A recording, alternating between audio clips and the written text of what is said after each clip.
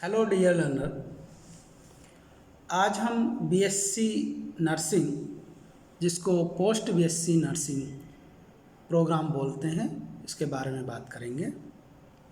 IGNOU university का एक programme है post BSc nursing, post basic BSc nursing.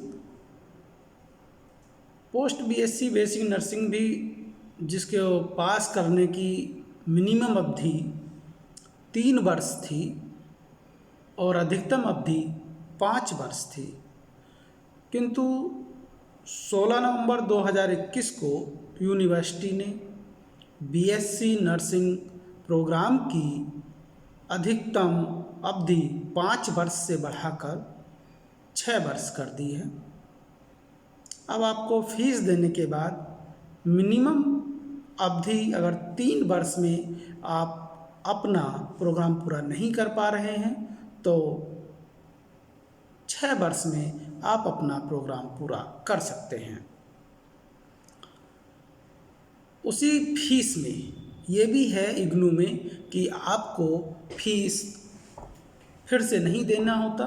केवल 3 ईयर की फीस आपको देने के बाद जो 3 वर्ष मिनिमम ड्यूरेशन है, जब आप उसकी फ़ीस सबमिट कर देते हैं तो उसके बाद 6 साल तक उसी फीस में आपको कोर्स करने की अनुमति दी जाती है। चलिए अब बात करते हैं कि इग्नू यूनिवर्सिटी से बीएससी नर्सिंग करने के लिए क्या एलिजिबिलिटी होती है। देखिए, सबसे पहले तो आपको नर्स की सर्विस में होना चाहिए। आप कहीं जॉब कर रहे हो नर्स की, ऐसा नहीं कि कोई और जॉब कर रहे हैं तो नर्स की जॉब कर रहे हो, वो भी रजिस्टर्ड नर्स हो आप, यानी कि registered nurse and registered midwife RNRM, और 10+2 के साथ 3 वर्षीय GNM का डिप्लोमा होना चाहिए।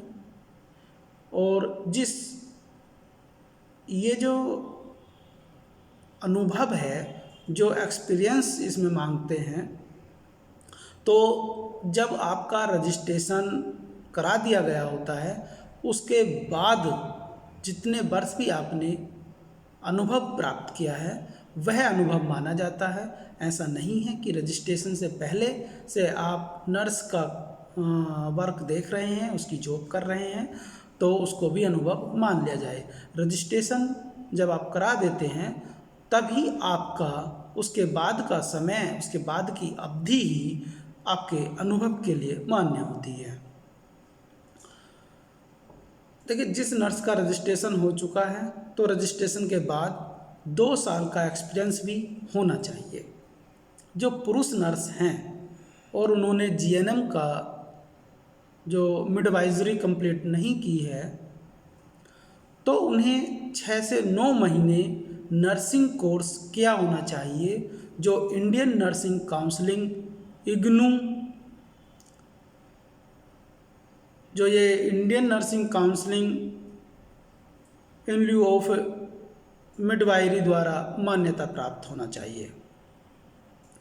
अगर आपका 12th यानी कि 12वीं क्लास कंप्लीट नहीं है तो जो ऊपर 2 वर्ष का आपको एक्सपीरियंस बताया गया था उसकी जगह 10 भी जो पास हैं, जिनका 10th पास है, अपने रजिस्ट्रेशन के बाद 5 साल का एक्सपीरियंस होना अनिवार्य है। यानी कि ये मानिए जो 12th पास हैं उनको रजिस्ट्रेशन के बाद 2 साल का अनुभव होना चाहिए और जो 10th पास हैं उनको 5 वर्ष का अनुभव अनिवार्य है। बाकी शेष एलिजिबिलिटी 12वीं पास वालों की तरह ही हैं 10वें वालों के लिए।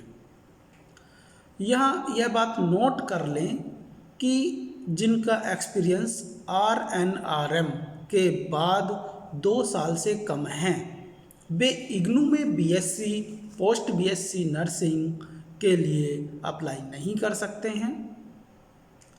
इग्नू यूनिवर्सिटी में एडमिशन के लिए कोई भी अधिकतम आयु नहीं है, आप जब चाहें इसमें एडमिशन ले सकते हैं। यह बात पोस्ट बेसिक बीएससी नर्सिंग की चूँकि चल रही है तो इसी के बारे में बताना चाहेंगे कि इसमें किसी भी एज की लिमिटेशन नहीं है। अब आपके मन में सवाल उठेगा कि पोस्ट बेसिक बीएससी नर्सिंग किस मीडियम से इग्नू यूनिवर्सिटी द्वारा कराया जाता है। तो मैं आपको बताना चाहूँगा कि केवल इंग्लिश मीडियम से ही यूनिवर्सिटी द्वारा पोस्ट बेसिक बीएससी नर्सिंग का प्रोग्राम कराया जाता है। अब बताते हैं कि पोस्ट बेसिक बीएससी नर्सिंग में सीटें कितनी होती हैं। देखिए, पोस्ट बेसिक बीएससी नर्सिंग एक मेरिट बेस्ड प्रोग्राम है।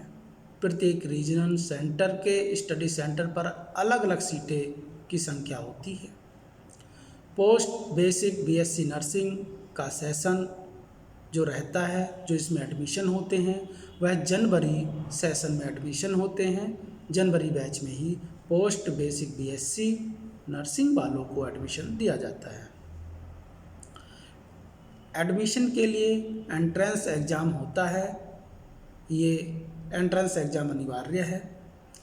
एडमिशन के बाद जब काउंसलिंग, जिसे आप क्लास कहते हैं, अटेंड करेंगे, ये काउंसलिंग मैं एडमिशन के बाद वाली काउंसलिंग की बात कर रहा हूँ, जब क्लास में आप पढ़ते हैं, तब आप अपनी स्टडी सेंटर से काउंसलिंग का शेड्यूल ले लें और अपनी काउंसलिंग अटेंड करें, क्योंकि पोस्ट बेसिक बीएससी नर्सिंग में 75% अटेंडेंस थ्योरी में ज़रूरी है।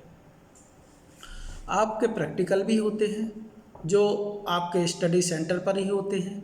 इसमें 90% अटेंडेंस ज़रूरी होती है। अब बात आती है कि एडमिशन या सिलेक्शन का प्रोसेस क्या है। Post basic BSc nursing program के लिए एंट्रेंस एग्ज़ाम प्रवेश परीक्षा होती है, जैसे कि मैंने अभी पहले बताया था। जिस रीजनल सेंटर के पास पोस्ट बेसिक बीएससी नर्सिंग का स्टडी सेंटर होता है, वहाँ पर रीजन वाइज मेरिट बनाई जाती है। वहाँ पर काउंसलिंग कराते हैं। ये काउंसलिंग एडमिशन के लिए जो आपका इंटरव्यू होगा, उसको मैं काउंसलिंग बोल रहा हूँ। इंटरव्यू कहिए या काउंसलिंग कहिए। और वहाँ पर काउंसलिंग कराने के बाद एडमिशन देते हैं। कहाँ पर? रीजनल सेंटर पर। कैंडिडेट देश के किसी भी रीजन के स्टडी सेंटर पर अपना फॉर्म भर सकता है, किसी भी रीजनल सेंटर के स्टडी सेंटर को चुन सकता है। जब आपका मेरिट लिस्ट में नाम आता है तो ऑनलाइन फॉर्म हमारी वेबसाइट ignu.ac.in पर अप्लाई करना होता है। यह एडमिशन से पहले जो काउंसलिंग कराई जाती है, पूरी पारदर्शिता इसमें बरती जाती है, जिसके लिए बाहर से पोस्ट बेसिक बीएससी नर्सिंग के 2 एक्सपर्ट बुलाए जाते हैं और रीजनल सेंटर पर एक कमेटी का गठन होता है जो काउंसलिंग कराती है। और ये एक्सपर्ट उसी रीजन या स्टेट के होते हैं जहां पर काउंसलिंग कराई जा रही होती है।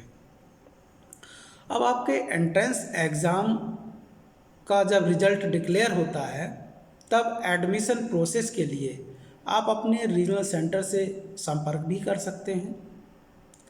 रीजनल सेंटर पर रिजल्ट डिक्लेरेशन होने के बाद काउंसलिंग करानी होती है। इस काउंसलिंग में आपको अपने ओरिजिनल डॉक्यूमेंट के साथ उनकी स्व प्रमाणित फ़ोटोकॉपी भी लानी होती है। जो आपको काउंसलिंग के समय डॉक्यूमेंट्स लाने होते हैं वे इस प्रकार हैं। आपके प्रवेश परीक्षा का ओरिजिनल प्रवेश पत्र। नंबर 2, जन्म तिथि के प्रमाणीकरण के लिए हाई स्कूल का सर्टिफिकेट। नंबर 3, 12th पास का सर्टिफिकेट।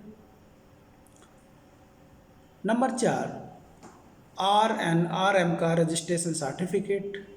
नंबर 5, आपका अनुभव प्रमाण पत्र जो कि कंपिटेंट अथॉरिटी द्वारा लेटर हेड पर इशू किया गया है। यह अनुभव RNRM के रजिस्ट्रेशन के दिन से लेकर जिस दिन तक यूनिवर्सिटी को आपका फॉर्म रिसीव हुआ है उतने समय का ही माना जाएगा।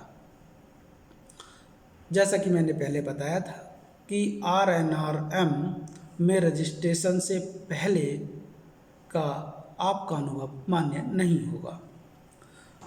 अगला बिंदु आता है नंबर 6। GNM की सारे वर्ष जितने भी वर्ष की मार्कशीट है वो सारी मार्कशीट आपको लगानी होती हैं, लेकर आनी होती हैं काउंसलिंग के लिए।